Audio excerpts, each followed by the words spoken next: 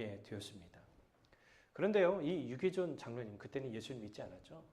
정말 성실했대요. 그리고 이 장로님에게는 그 재능이 이렇게 장사하는 재능이 보였던가 봐요. 그가 일정 나이가 됐을 때 사장님은 사위로 받아들였어요. 그리고 이 가게를 물려주게 됩니다.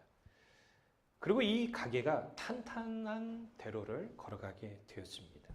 그러던 어느 날 그런 길에서 복음 전도단을 만나게 되는데 당시에 마포 산멸 선교사님 계셨어요. 우리 사무엘 마페시라는 선교사님 계시는데 이 선교사님 옆에서 동역의 일을 맡고 있는 한석진과 홀 의료 선교사의 동역자인 김창식 이 두 명이 이 계준 장로님을 만나게 됩니다. 왜 만났어요? 복음을 전하려고. 자, 그러면 우리 목사님 설교하면 유계준 장로님 여기서 예수 믿고 영접했을까요? 아니에요. 굉장히 완악해가지고 이 한석진과 이 김창식을 고발합니다. 근데 당시에 복음 전도하는 게 쉽지 않았던지 참수형에 처합니다. 그래서 단두대에 올라가게 되죠. 이 사건을 이 마포 산멸 선교사님에게 전달이 되어지고 이 마포 산멸 선교사님은 그래도 조금 이 고종 황제를 이렇게 아랠 수 있었나 봐요. 그래서 고종 황제에게 상황을 고하니까 즉시 어명이 내려서 처형 직전에 이 두 명이 건짐을 받게 되었답니다. 그러면 여러분 우리는 어떻게 하죠? 저희 상종 말해야지. 저런 사람들 이렇게 복음 전하면 나 목 한 번 더 날아가겠다 이렇게 생각할 수 있잖아요. 그런데요. 이 마포 삼열 선교사님의 동역자인 한석진은 끈질긴 전도 끝에 유계준 장로님을 전도하게 됩니다. 그래서 이분이 예수를 영접하게 되었습니다. 당시에 여러분 유계준 장로님의 사모님이 이런 회고를 글로 남겼습니다. 남편이 술을 너무 좋아해서 얼마나 많이 마셨는지 몰라요. 그리고 싸움만 터졌다 하면 치료비를 물어줘야 했지요. 여러분 성질 있죠? 예. 그런데 뒤가 중요해요. 예수를 믿고 중생이란 무엇인지를 남편이 보고 알게 되었어요. 예수 믿기 전에는 맹수 같았는데 복음이 들어가자 성품이 변해도 어찌 그렇게 변할 수가 있었을까요? 유계준 장로님이 신앙이 된 후에 주일날 예배를 어떻게 준비했는지 여러분들에게 도전을 줍니다. 토요일에 목욕을 하고 주일을 준비합니다. 주일날에 가게 문을 닫습니다. 절대 일을 하지 않습니다. 돈 수입 전혀 이런 일을 하지 않았습니다. 철저히 주일 성수를 했고 하나님 앞에 철저히 11조 생활을 했습니다. 장대현 교회에서 신앙생활을 하다가 산정현 교회가 설립이 됐을 때 이분이 교회를 옮기게 되고 열심히 봉사하던 중에 조만식 장로님, 오윤선과 삼총사가 되어 함께 장로 장립을 받게 되고 우리 모두가 잘 알고 있는 주기철 목사님의 오른팔 역할이 될 정도로 교회와 목회를 지극정성으로 잘 섬겼다고 합니다. 그리고 그는 모범적인 장로가 되었고 하나님과 교회와 민족 앞에 충성을 다하여 존경받는 자가 되었습니다. 물론 가정 내에서도 자녀들에게 철저한 신앙교육을 시켰어요. 여러분 조나단 에드워즈 가문도 철저한 신앙교육을 시켰어요. 여러분 부모가 자녀들에게 여러분 대충 시키면 안 돼요. 아멘. 또 나라를 사랑했기 때문에 독립 쟁취를 위해서 독립자금 모금에 힘썼고 독립신문을 은밀히 배포하며 창시 개명과 학도병 제도와 신사참배를 끝까지 반대하는 일에 힘을 다한 민족 지도자였습니다. 그는 또한 양로원을 세워서 일정 감정기 시대에 젊은 가족들을 징병으로 떠나보낸 늙은 부모들을 돌보는 데 앞장섰습니다. 1938년 9월 우리 한국 기독교사에 안타까운 일이 있었죠. 장로교 총회에서 신사참배하기로 결의를 했습니다. 그런데 산정현 교회 당회에서는 이를 거절하고 끝까지 신사참배를 반대했습니다. 특히 1944년 4월 감옥에서 순교한 주기철 목사님의 옥바라지를 다 했습니다. 가족들 뒷바라지까지 다 했습니다. 5년 4개월 동안 묵묵히 아무 이야기하지 않고 아무 말하지 않냐고 이 일을 감당했다고 합니다. 그걸 누가 옆에서 보는 거예요? 자녀들이 보는 거예요. 북한 정권이 들어선 이후 산정연교회를 공장으로 혼납하는 공산당의 요구를 단호하게 거절했습니다. 그런 성도들에게 말합니다. 성도들의 헌금으로 세운 교회를 내줄 수 없다. 일본 놈들도 교회를 빼앗아 가지는 않았는데 차라리 교회를 가져갈 바에 내 목숨을 가져가라. 며칠 후 100명의 무장 군인이 교회를 징발했습니다. 한국 전쟁이 발발하기 몇 달 전 부인과 자녀들을 남쪽으로 내려보낸 후 혼자서 북한 땅에서 교회를 지켰습니다.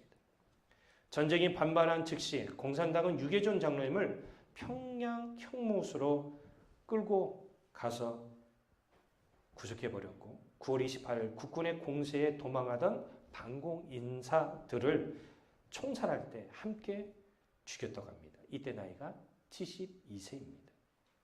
그의 자녀들은 그의 아버지의 순수한 신앙을 본받아서 믿음의 가문을 이루어갔는데 유계종 장로님의 장남인 유기원 장로님은 하버드 대학을 졸업하고 국립의료원장을 역임했습니다.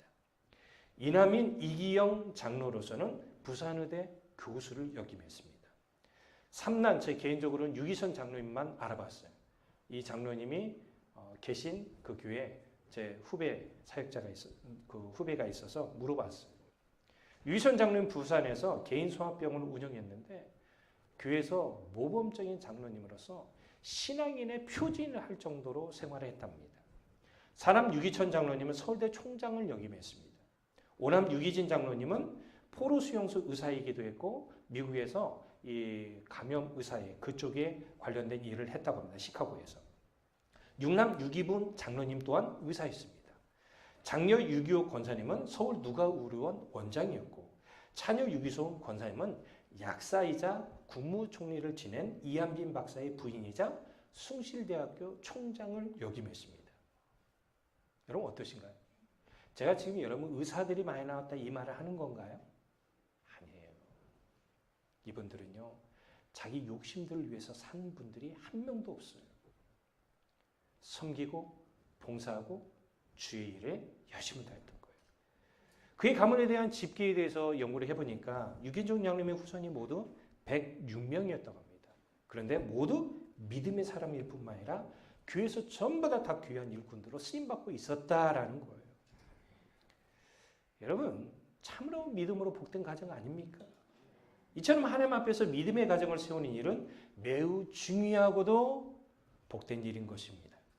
그러면 왜 우리가 이토록 믿음의 가정을 이루고자 수고를 다해야 하는 것입니까? 우리 모두는 이에 대해서 창세기 26장을 통하여 잘 발견할 수 있습니다.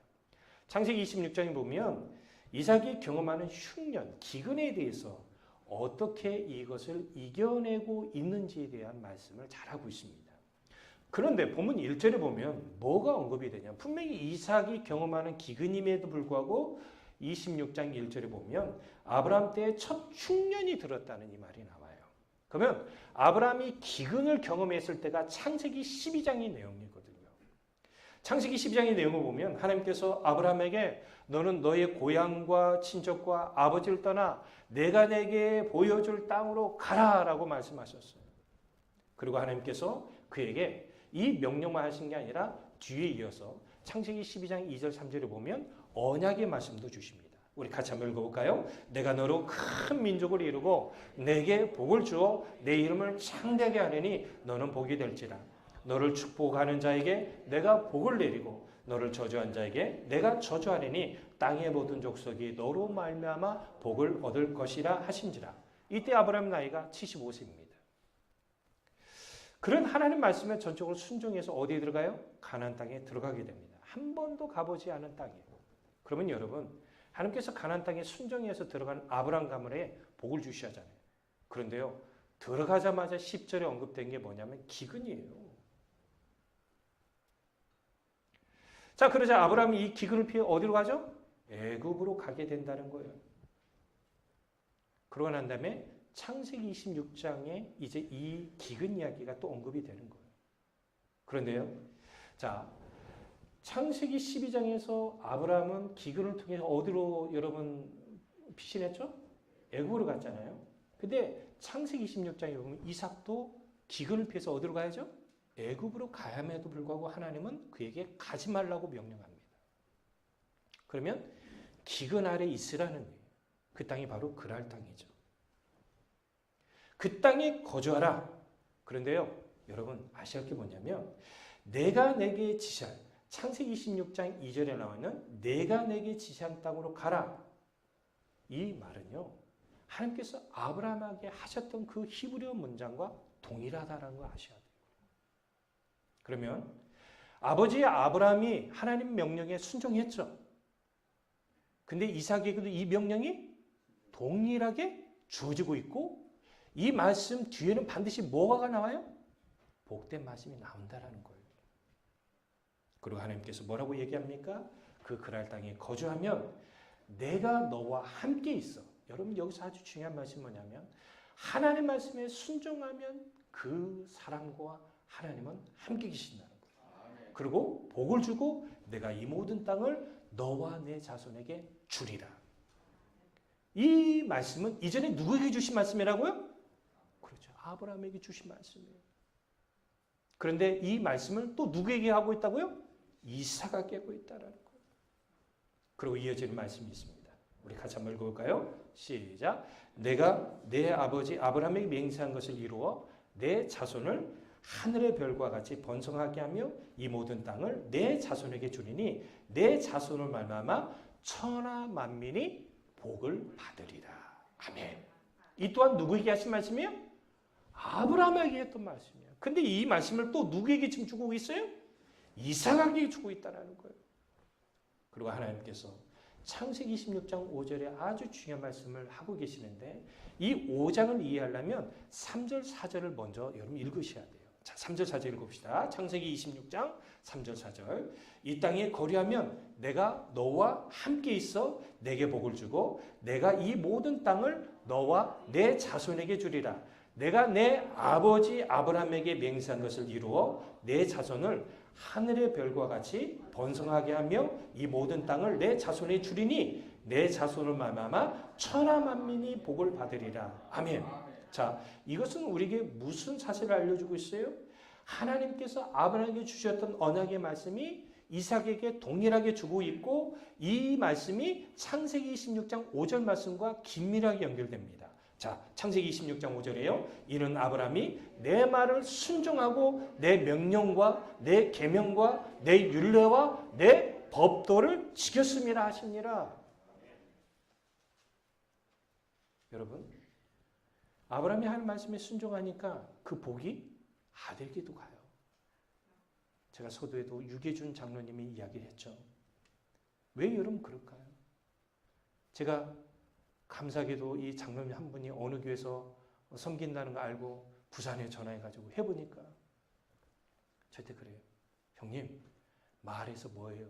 이분은 신앙인으로서 표준이래요. 예배의 모습, 교회를 섬기는 모습뿐만 아니라 이 삶 자체가 정말 예수님 같아요.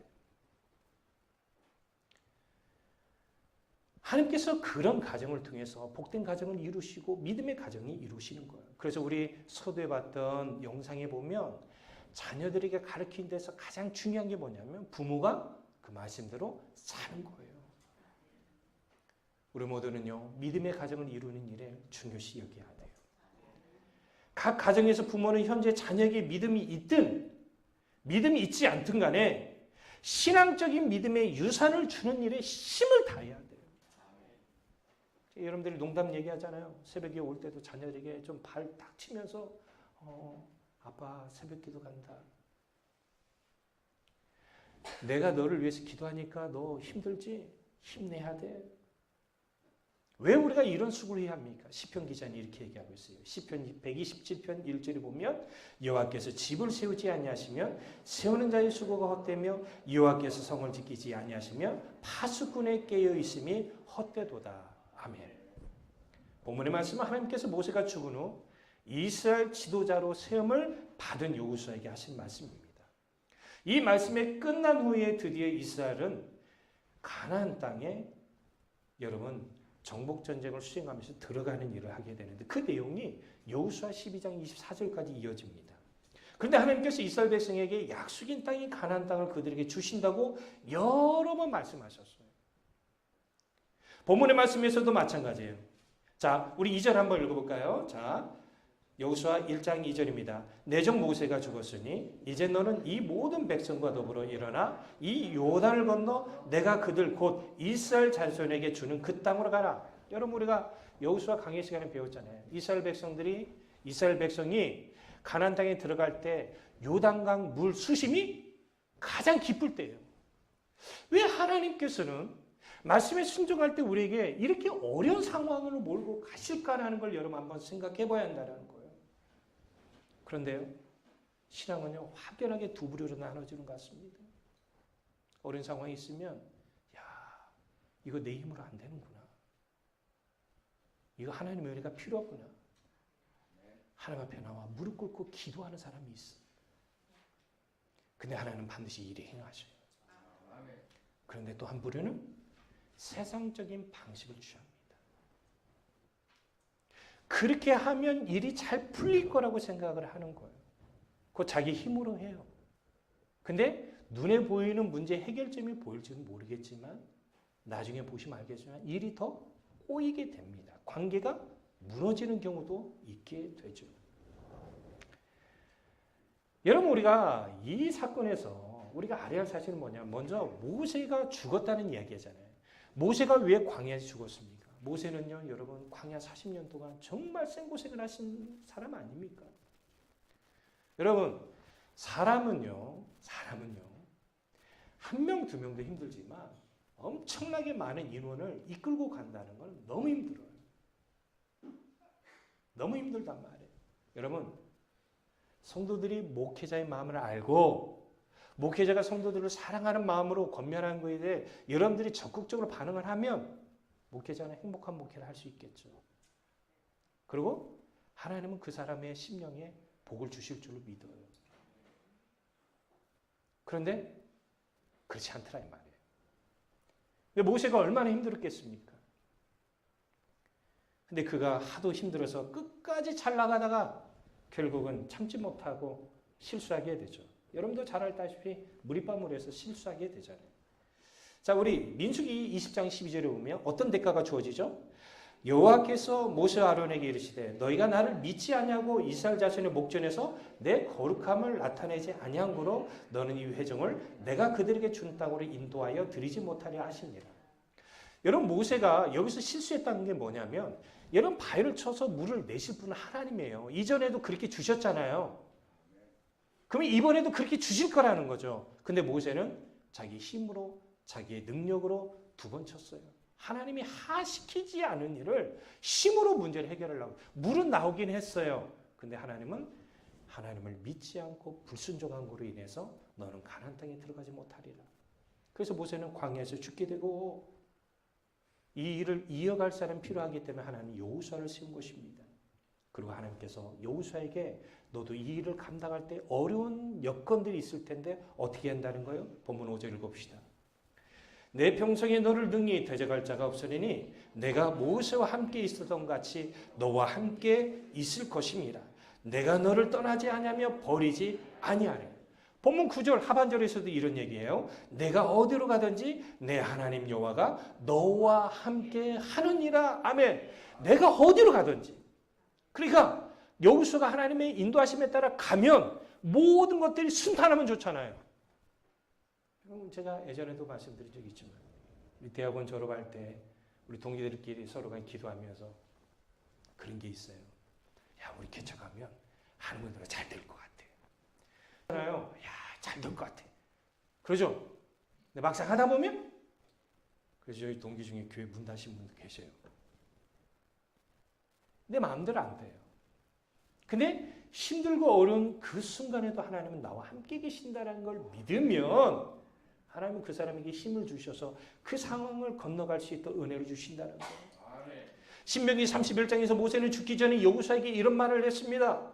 우리 여호수아 31장 7절 8절 한번 읽어볼까요? 모세가 여호와를 불러 온 이스라엘 목전에서 그에게 이르되 너는 각오 담대하라. 너는 이 백성을 거느리고 여호와께서 그들의 조상에게 주리라고 맹세한 땅에 들어가서 그들에게 그 땅을 차지하게 하라. 그리하면 여호와 그가 내 앞에 가시며 너와 함께 하사 너를 떠나지 아니하시며 버리지 아니하시리니 너는 두려워하지 말라. 놀라지 말라. 아멘. 그만큼 여호수아에게 있어서 강하고 담대한 모습은 이스라엘 백성들이 이끌고 가나안 땅을 정복 전쟁하는 데서 아주 필요한 자세라는 걸 아셔야 돼요. 그러면 여러분, 우리가 여기서 왜 이 말씀을 제가 믿음의 가정을 세우는 일과 연관시켜서 지금 주는 겁니까? 자, 이스라엘 백성들이 이끌어갈 리더자가 필요하듯이 교회도 누가 필요해요? 리더자가 필요하고 가정에도 누가 필요해요? 리더자가 필요해요. 교회도 분명히 여러분 좋은 일도 있지만 어려운 상황도 있어요. 성도들이 제 마음에 아픔을 줄 때 저는 성도들에게 대놓고 얘기는 하지 않고 하나님 앞에 기도를 합니다. 하나님께 주신 마음을 가지고 권면했는데 순종하지 않습니다. 하나님 그 영혼을 불쌍히 여겨주세요. 가정에서 부모가 자녀들을 낳아서 키우다 보면은 부모의 마음을 몰라주고 부모를 힘들게 할 때가 있어요. 그럼 부모는 어떻게 해야 돼요? 그 자녀를 잘 영적으로 이끌어서 가야지 않겠습니까? 그때마다 우리는 힘들고 어려우면 뭐예요? 에이, 한숨 쉬고 너 나가. 나 너랑 못 살겠다. 너 안에 처음이다 막 별 저주스러운 말들이 나오고 그러다 보면 결국 안 된다는 거예요. 근데 힘들고 어려울 때 하나님은 나와 함께 계십니까? 그래. 저 자녀를 놓고 기도하면 우리 가정이 이 어려운 문제를 놓고 기도하면 하나님은 우리 가정을 가장 귀한 길로 인도해 주실 거야. 아멘. 이게 바로 강하고 담대한 모습이에요. 하나님께서 여호수아 그리고 우리 가정에도 이런 약속의 말씀을 본문 3절, 7절, 9절에 주셔요. 내가 모세에게 말한 바와 같이 너희 발바닥으로 받는 것은 모두 내가 너희에게 주었느니 하나님께서 그렇게 하실 줄 믿어요. 오직 강하고 극히 담대하여 나의 종 모세가 내게 명령한 그 율법을 다 지켜 행하고 우로나 좌로나 치지 말라. 그리하면 어디 가든지 형통하리라. 그러게 될 줄 믿어요. 내가 내게 명령한 것이 아니냐. 강하고 담대하라. 두려워하지 말며 놀라지 말라. 내가 어디로 가든지 내 하나님 여호와가 너와 함께 하느니라 하시니라. 아멘. 사실 하나님이 우리 가정을 믿음의 가정을 세운 데 있어서 여러 가지 어려운 조건들도 허락하십니다. 교회도 여러분 세워져 가는데 여러분 쉽게 된 교회 하나도 없어요. 성공하신 목사님들이 쉽게 되시면 없어요. 예전에 우리 귀하신 목사님들이 설교할 때 서울충령교 김창희 목사님은 가래를 뱉으면서 했어요. 하나님께서 여러분 가시를 줘가지고 다 질병이 있고요. 우리 목사님들하고 막 교제를 나누면 지난주에도 교제를 나누면서 밤에 이야기를 나누다 보면 이 마음에 상처들이 있고 어려움이 있고 이루 말할 수 없는 고통들이 있어요. 근데 그들이 그럼에도 불구하고 뭐라고 얘기한 줄 아세요? 기도해 주세요. 우리 같이 기도하고 이 어려운 상황을 이겨냅시다. 그게 믿음이에요. 아멘. 저는요, 여러분들이 특별히 믿음의 가정을 세우는 데 있어서 본문 7절 말씀은 너무나도 중요한 말씀이에요. 이 말씀은 우리 모두 마음에 새기고 가정에 가서 적용합시다.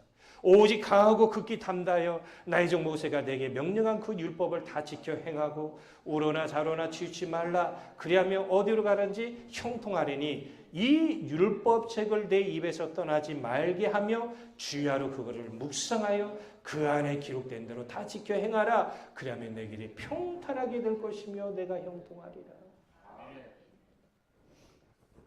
목회자로서 부모의 심정을 가지고 여러분들에게 권면합니다. 저희는 여러분도 알다시피 아들 하나가 있고 딸 하나가 있는데 아들과 딸을 이렇게 보면 딸이 키우기가 쉬웠던 것 같아요. 왜 키우기 쉬운 줄 아세요? 가린 거 없이 이것저것 다 먹어요. 얘는 이거 싫어. 저거 주면 저것도 싫어. 싫어를 많이 했어요. 여러분 부모가 아이들에게 왜 자꾸 먹을 거를 먹이려고 하죠? 영양가가 좋은 걸 먹으려고 하죠? 건강하니까. 목회자는요. 성도들이 영혼의 여러분 영양 결핍에 걸릴까봐 걱정스러워요. 왜? 여러분 육은요, 우리가 회복할 수 있어요. 좀 좋은 거 먹고 그러면 회복할 수 있어요. 근데 영혼은요, 한번 영혼의 결핍증이 생기면 회복하기가 엄청 어렵습니다. 영혼이 부도나요. 재기기가 어려워요. 진짜 하나님의 전적인 은혜가 아니면 회복 은혜를 경험하기 어려운 거예요. 역사적으로 성경을 가르쳐주고 모범을 보이는 부모 안에서 귀하게 쓰임받은 자녀들이 많이 나왔습니다. 여러분 청교도 혁명을 여러분 들어봤을 겁니다. 올리버 크로웰이라는 사람이 있죠. 그는 어린 시절 부모의 철저한 신앙 훈련을 받으며 자랐습니다. 저도 지금도 저희 아버지 어머니 때 참 감사한 게 뭐냐면 그때는 싫었는데 제가 어느 정도 일정의 나이를 보니까 우리 부모님이 철저하게 신앙교육을 시켰던 게 그렇게 고맙더라고요. 우리는요 예배 시간에 막 돌아다니고 이런 거 있을 수가 없었어요. 예배 전에 화장실 갔다 와야 하고 바른 자세로 예배 드려야 하고 예배 시간 졸았다가는요 저희 어머니가 옆에서 계속 깨웠어요. 너 하나님 앞에 예배하는 거야. 너 신경 써야 돼. 그리고 우리가 날마다 가정예배 드릴 때마다 아버지가 하신 말씀이 뭐냐면 너희들이 하나님을 기쁘게 하면 하나님은 너희들에게 기쁜 일을 주실 거야. 주일날 새벽마다 새벽 기도에 갔어요.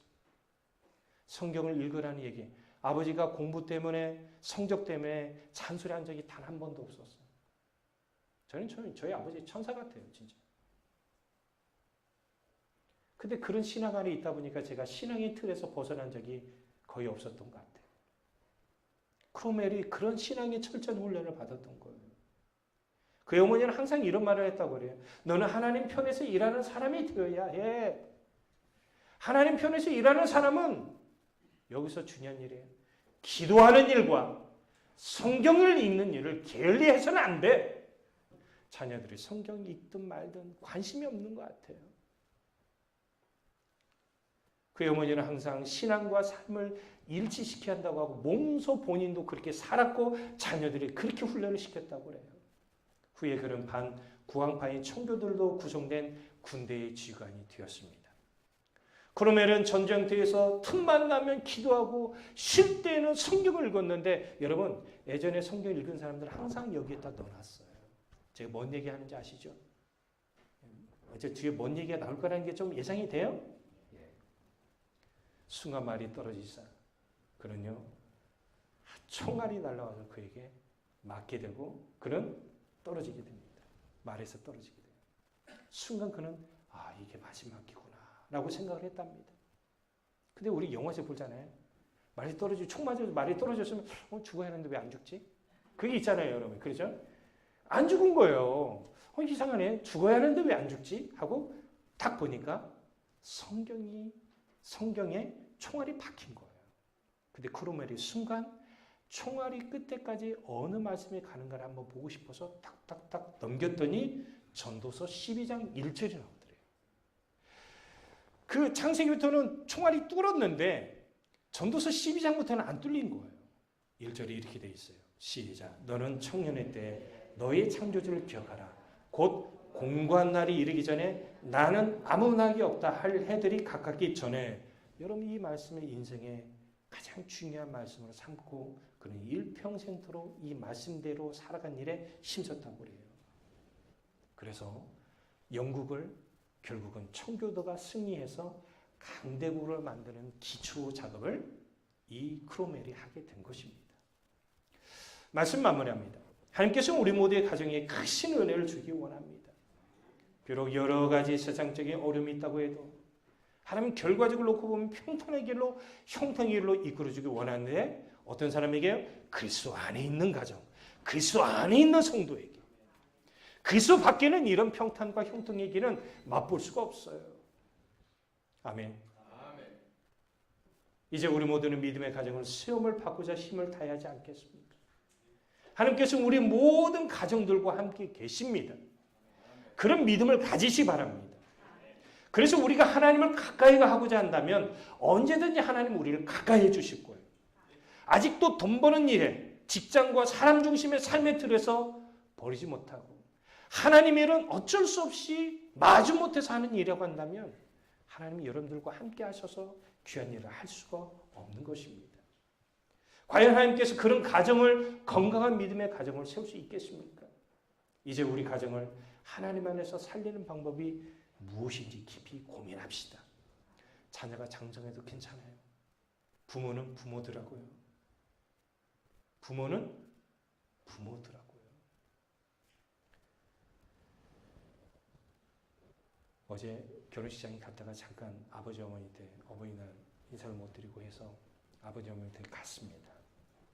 사실 이번 달에 아버지 8순이었거든요. 그래서 형제들 얘기 나누다가 아버지 8순 여행이나 좀 같이 갔으면 좋겠다 이런 얘기를 하시더라고요. 근데 그 얘기를 하는데 저희 아버지가 뭐라고 얘기한 줄 아세요? 야, 여행을 아무리 계획한다 할지라도 하나님이 막으면 못 가. 기도하자. 역시 부모는요, 나이가 드셔도 믿음으로 우리를 가르치고 있더라고요. 제가 누구죠? 목사인데도 불구하고 아버지는요, 그 얘기를 하시더라고요. 맞아요. 믿음의 가정은 그냥 세워지는 게 아닙니다. 우리 모두가 주님이 주신 힘과 능력으로 믿음의 가정을 세워나가는 복된 여러분 되시길 바랍니다. 기도합니다.